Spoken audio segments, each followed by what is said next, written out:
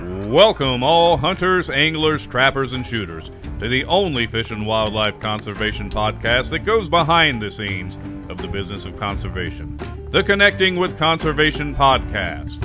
Our podcast is hosted by John Gassett from the Wildlife Management Institute and Jim Cucaruto of the Outdoor Stewards of Conservation Foundation. John and Jim will talk with experts from all sectors of the conservation arena about their passion for conserving the great outdoors. So please welcome our hosts of the Connecting with Conservation podcast, John and Jim. Welcome again to Connecting with Conservation. I'm John Gassett from the Wildlife Management Institute, here with my good friend Jim Cucaruto, and a special guest today, Karen Waldrop from Ducks Unlimited. Karen, how are you doing? I'm doing great, John. How are you guys doing? We're doing fantastic. So great to be here. Glad to have you on. Now tell us a little bit about what you do at Ducks Unlimited, what your position is and what you do there, and kind of what y'all's mission is. Sure. So I'm our Chief Conservation Officer at Ducks Unlimited, and I've been here for about 5 years. And so I'm responsible, and my team, we're responsible for all the conservation delivery by Ducks Unlimited, but as well as working with all of our partners, state and federal partners and private landowners on trying to establish programs and conservation, positive conservation efforts within all of the regions across the United States. So our mission, Ducks Unlimited, is a broader, right? So it's to, protect, enhance, restore wetlands and associated habitats, so grasslands and everything that ducks need, whether it's up in the prairie pothole region for breeding efforts or all the way down into southern Louisiana and Texas for overwintering as well, and everything in between. And everything that we do benefits waterfowl, but as you guys know, and many others, that there's so many other species of wildlife that benefit from healthy wetlands and healthy ecosystems, as well as people. So y'all do go beyond the water then. Your conservation gets into the uplands in cases where it's, where there's, habitat that's necessary for ducks. They don't always sit on the water. That's right. They don't always sit on the water. They certainly need all of those associated habitats, and grasslands are, of course, a critical part of that in the breeding cycle as well. So like Conservation Reserve Program and the Farm Bill, you're involved in all that. A lot of Farm Bill, a lot of CRP, WRE, a lot of those efforts as well. Yeah, well, I'm glad you brought up right off the bat land management. As we know, habitat is the number one really production, right, for ducks and for other critters out there. And the loss of habitat is the number one reason for the decline in populations of wildlife. So I certainly appreciate everything that Ducks Unlimited is doing. I'm a waterfowl hunter and just I enjoy viewing waterfowl as well. So appreciate all the great work you're doing and coming on the Connecting with Conservation podcast. We talked to all three groups, that help support conservation. We had, the manufacturers that pay the excise tax of those shotguns, folks use out in the field and on the water. We talked to the state wildlife agencies and then the NGOs. And I don't know if there's a bigger one than Ducks Unlimited. I don't know. There's a lot of great conservation organizations out there doing a lot of great work, big and small, right? And I say it all the time. It really takes all of us to work together, all of the groups that you just mentioned, to deliver conservation. It is definitely a team sport. Well, tell us a little bit about where obviously it takes money to conserve land and to protect habitat and enhance habitat. Where does your funding come from? And where do you get money to do that sort of work? A variety of sources. Of course, we have, I'm going to start with our event system that is really critical. We always say that's that first green dollar through the door. That's important for conservation, and it gets people excited about the conservation work that we do at Ducks Unlimited and helps. It's one of those great outward-facing opportunities that we have to connect with members all throughout the country. And we also have a lot of our major donors that are philanthropists that give to Ducks Unlimited because they care very deeply about the conservation efforts and the results of that work for Ducks Unlimited. And then we leverage those dollars, those very important dollars from our donors, with a lot of federal and state, so government public funding opportunities. NAWCA, North American Wetlands Conservation Act, that is our bread and butter. That is one of the largest sources where we we work to deliver conservation and funding that we receive. But as you mentioned earlier, Farm Bill is another big one. If you look at all the areas across the country where Ducks Unlimited works, and you overlay like our landscape conservation priority areas. So like, what are those most important areas for waterfowl? If you take that and you take ag and where ag and ranching is across the United States, you'd think you're looking at the same map. So we work a lot with private landowners, and the Farm Bill is a really important and very useful tool for us to be able to help develop programs and work with landowners to help with conservation efforts, but then also that help them as well in their business. Do you have any ballpark on like the amount of acreage that you guys have worked on to help, restore that habitat? Or I know it's a lot. Yeah. So, we have what we would consider our annual acre accomplishments that we work on. And some of these are conserved acres that are what we are our most important acres, in my opinion. So these are the ones that have long-term protection on them, either through an easement or because they're held by a state agency or U.S. Fish and Wildlife Service, but then also have enhancement and new acres that are added to them as well. Then we also have other ones where it's annual acres, and a lot of those might be our Farm Bill acres where we're working with landowners and trying to put in new programs. And they might just be year-to-year types of programs, but they're also extremely important for many other reasons as well. But right now, we are knocking on, I'd say, over 19 million acres that are conserved, right? So those are the best of the best acres that have that long-term protection, as well as areas that have been restored and essentially conserved for long-term.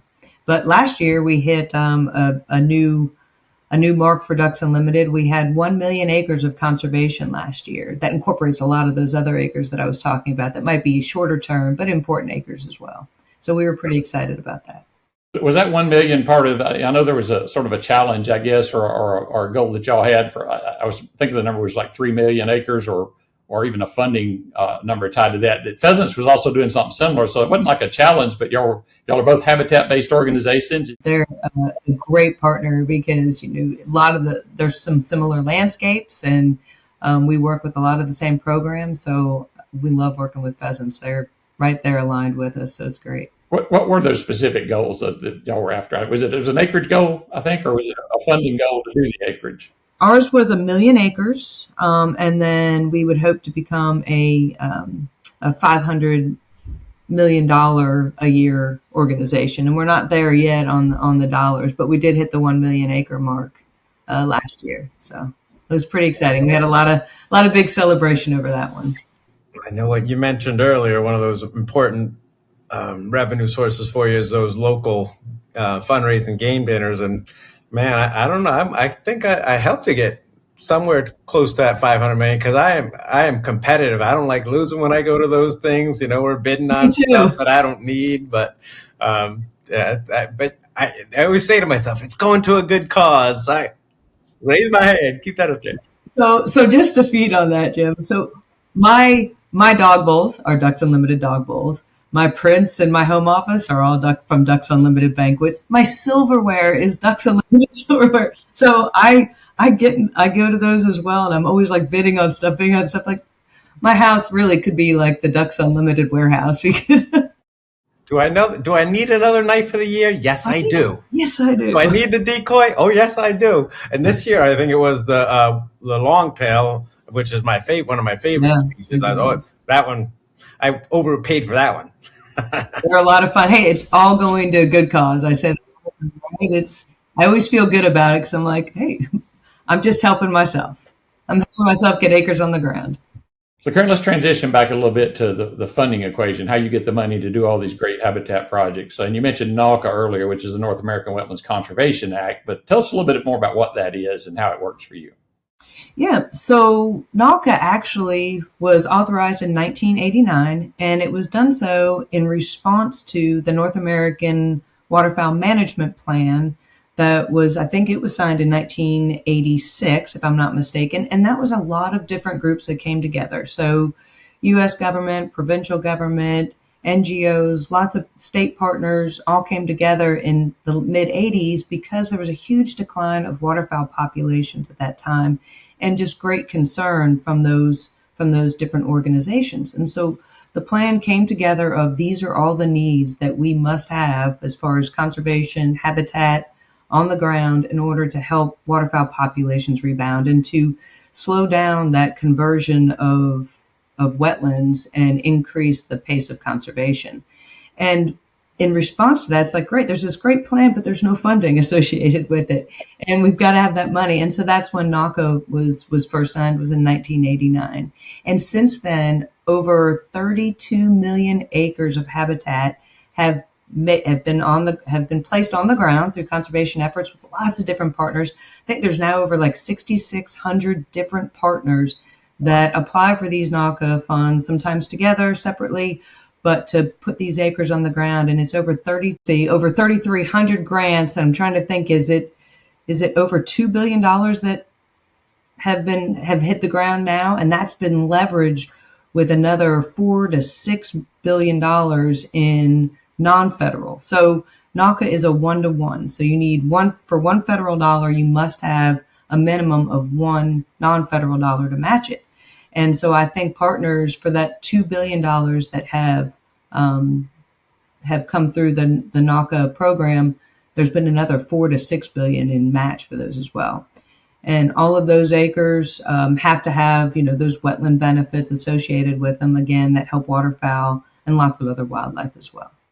So, yeah, John and I talk about funding here a lot. It's so important, and not a lot of people know that it is the outdoor industry and hats, hunters, anglers, trappers, and shooters that pay for conservation. It's $10 million a day, $3.6 billion a year, and that's broken down between hunting and fishing license sales and a portion of proceeds from, firearms, ammunition, bows, arrows, rods, reels, lures, and then the support to the Ducks Unlimited. But it's even bigger than that, kind of what you're saying. There's a match that goes into that, so it's so important, to tell people about how conservation is really funded in America. Yeah, and a lot of that is going to be through state, funding because of the licensed dollars, but also part of NAWCA, there is an authorized amount. It's been around 50 million a year, but then there's also PR interest that is included in NAWCA every single year, and so that's part of the NAWCA funds as well, is through Pittman Robertson dollars, and as well as also Dingle Johnson because of the coastal work as well. So because NAWCA helps fund a lot of coastal wetlands, but it's been a huge part of it, that PR interest. So it's PR interest that's going into NAWCA, and it's actually really helped boost what's available for partners to apply for through NAWCA because of the PR interest has been doing well so far. That's awesome. We probably talk about funding all day long, but one more super important piece, is the federal duck stamps. And I know DU is heavily involved with that. Oh, yes. So it's a story that I absolutely love as far as the duck stamp and the importance of it, because I think hunters need to understand, waterfowl hunters, how important they are in that whole picture. All these different things that you guys are talking about, hunting licenses and the PR, Dingle Johnson, all the importance of that federal aid, but also the fact of the duck stamp, which first one, I guess, was 1934. It was Ding Darling, put the art on that first one. And, I was honored to be able to be a judge for the duck stamp last year. And so I really learned a lot more about it and how many enthusiasts are out there that love the duck stamp, hunters and non-hunters alike. That really absolutely love following and seeing the duck stamp each and every year. But over the past 60 years or so, there's been over $800 million raised through the duck stamp, and then over 6 million acres protected because of that. And actually acres that are protected through the duck stamp, and it's like 99% of all the dollars that come in and go to the U.S. Fish and Wildlife Service hit the ground in protection and permanent protection through easements, conservation easements, and then those are actually placed into the U.S. Fish and Wildlife Service refuge system. So it is an incredible program, and waterfowl hunters and others that support the duck stamp should be really proud of the efforts over the past 60 years or so because of that. Right. And did you pick this one as your winner did. last year? Beautiful artwork, right? I was rummaging through my wallet as you were saying it. I got one, and it's because it's required for hunters to purchase that $25 stamp, and it's Absolutely. And I'm glad you mentioned that. You're right. And that's the most important part is that to go hunting, they must carry that federal duck stamp with them. And it does work in every state. Now, a lot of states have a state duck stamp as well, which is different. Also extremely important, but the federal duck stamp can work in every state, but they must have it. There's now an electronic version. Not that I would want this, the old artwork because it's such nice work, but there is an electronic version you can get in this high tech world now. Is that right? Yeah, absolutely. And that's brand new last year. So, and it was really important. You guys do this. Everybody tries to. State agencies are amazing with this. AFWA, also lots of conservation partners are important in this. But we try to minimize the barriers to getting into hunting, and the duck stamp and not having it, and maybe somebody at the last minute going, "Yeah, I'd love to go. Would you have your duck stamp?" Well, no. Well, now you can get online and get that right away, and it still supports the same program, and it's important, and you still get to see the great artwork. But then a lot of people end up going and getting the stamp even afterwards and buy it twice, or you can have it mailed to you. There's lots of different options now, but the idea being that to be able to support the great efforts of the duck stamp and the conservation efforts, and getting more people into hunting and not having that barrier. And I always carry. It's also important to have a couple extra if you might be going with some other folks, so that you can have one and give it to them, and then they can join in the fun as well. But the electronic duck stamp, although a lot of people are concerned, will it take away from the artwork and everything else? I really don't think so. I think it'll just bring more people into it. One thing I like about the original duck stamp, and I certainly promoted the East D duck stamp and like that concept too, because it gives people options. But I like the original one because of the parallel between the excise tax, at least on the hunting side of the hunting or firearms and ammunition side of things. There's tons of people who buy firearms and ammunition, and that excise tax is paid, and they never buy a hunting license. So they're supporting conservation even though they're not hunters. There's a ton of people who buy the duck stamp who never duck hunt, who never hunt, but they support conservation. But they buy it for the artwork or because they like to collect them, but ultimately they're supporting conservation. And I love getting that message out, because I think it's a positive one. You're not just getting, a pretty piece of art that you visually like, you are also supporting conservation. And I think that's a really important message for people to understand. Talk about getting the message out. You guys had put out an IMAX film, Wings Over Water, and information is so important. Again, John and I, we started this because we needed to inform people about all the good stuff that outdoorsmen and outdoorswomen do. So I love that, the IMAX film. Tell us a little bit about that. Yes. So Wings Over Water, it's been showing in IMAX theaters across the country. And if anyone's interested to actually go and see it, you can go to wingsoverwaterfilm.com, and you can learn more about it and find out where it might be playing in an IMAX theater near you. But it was an effort with several partners. Audubon is also a partner on it, and Max McGraw, to come together and talk about the importance of the prairies and the prairie wetlands. It's, everybody knows about the rainforest, or they hear, about these other important landscapes, but the prairies through Canada and the U.S.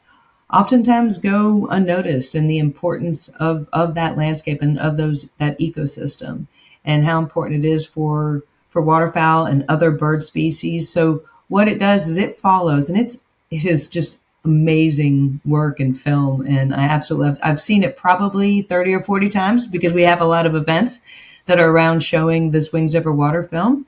But it follows 3 different species. It follows a yellow warbler, sandhill crane, and then mallard through their migration from everywhere in Mexico and in the swamps of Arkansas, all the way up to the prairie potholes where they breed and then hatch next year's birds.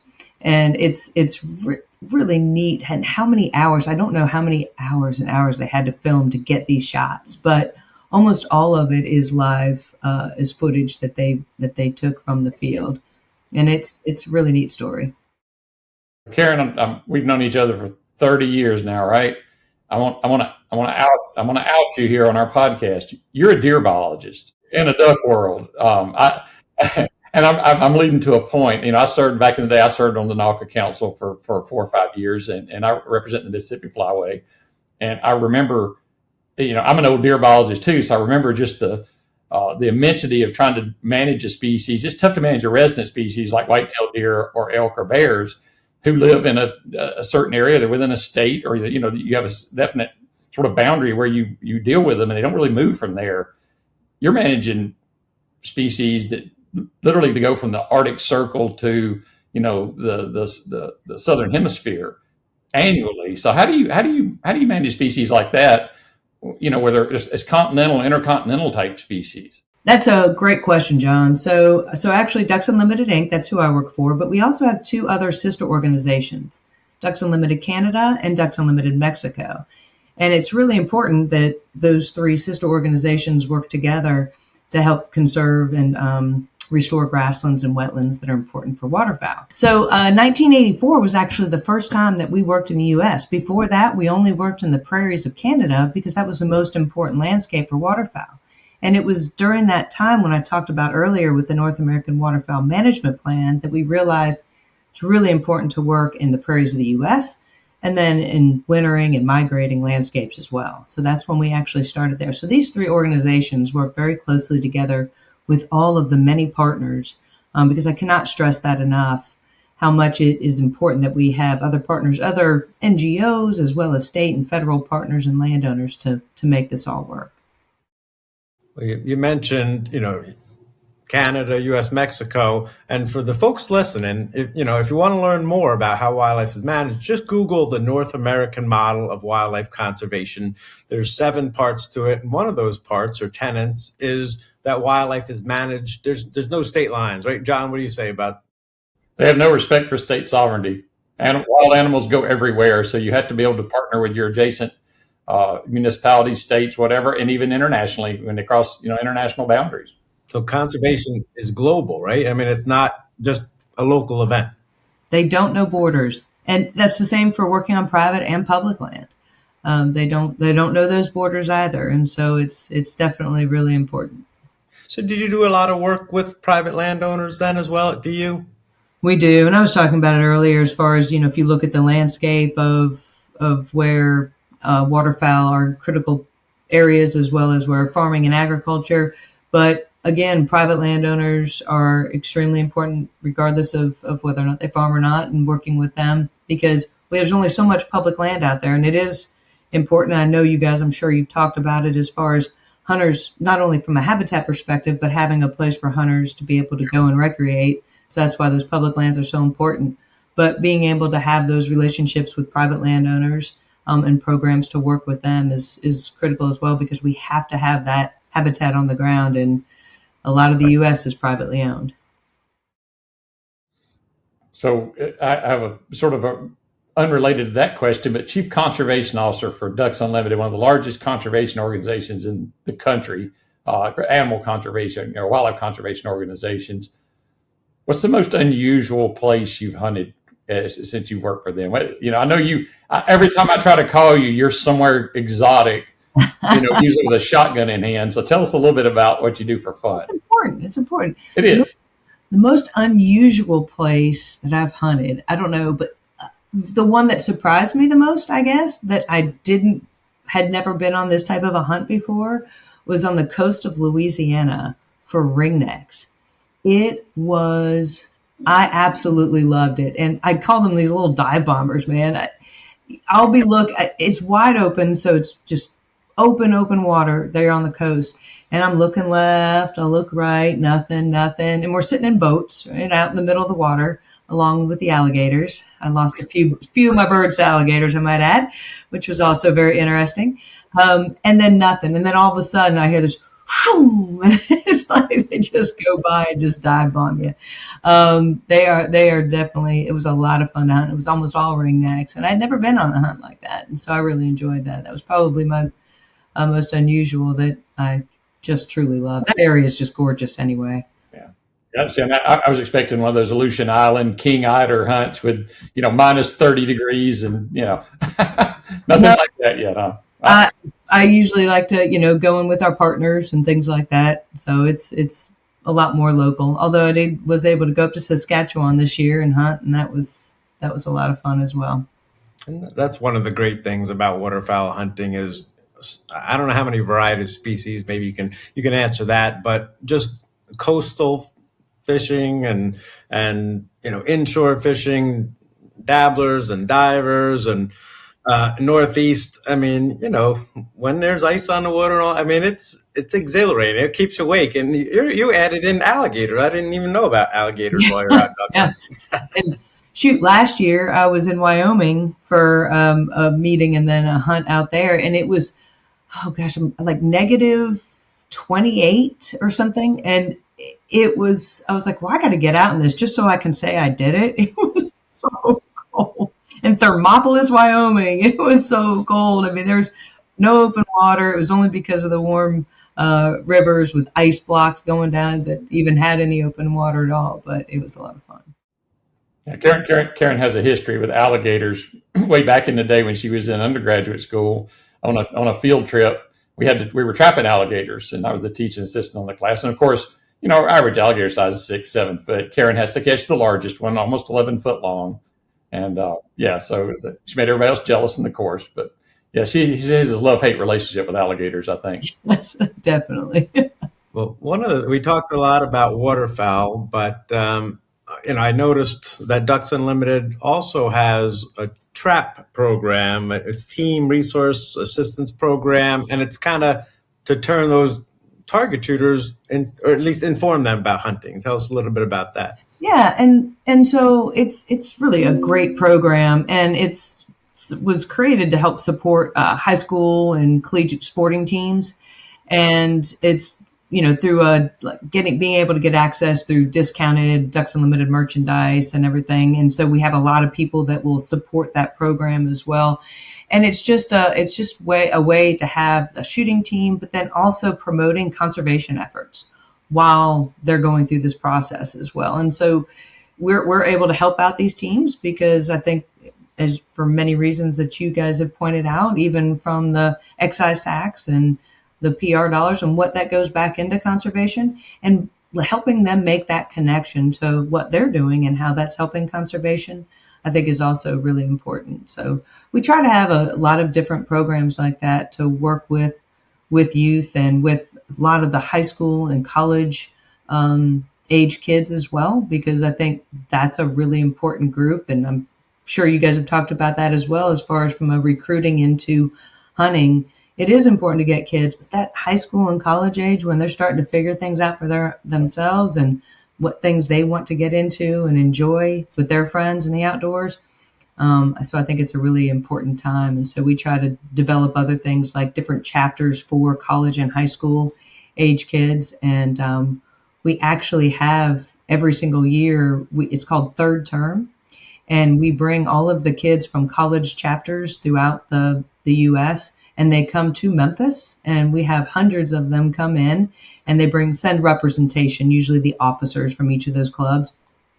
And then they come in, and we have this big 3-day event with them, and we talk to them all about what their efforts have done for conservation and a little bit more. So it's a great program as well. Yeah, I think the importance of those sorts of things can't be understated. When we started looking really closely at it a few years ago, we realized, and Jim was a big part of this, realized that, the bulk of the PR excise taxes that come in are not from hunters. They're from recreational shooters or people that just want to purchase firearms and keep them in their safe or whatever. And, we know there's a barrier to entry for hunting. And one of the biggest barriers is comfortable with a firearm.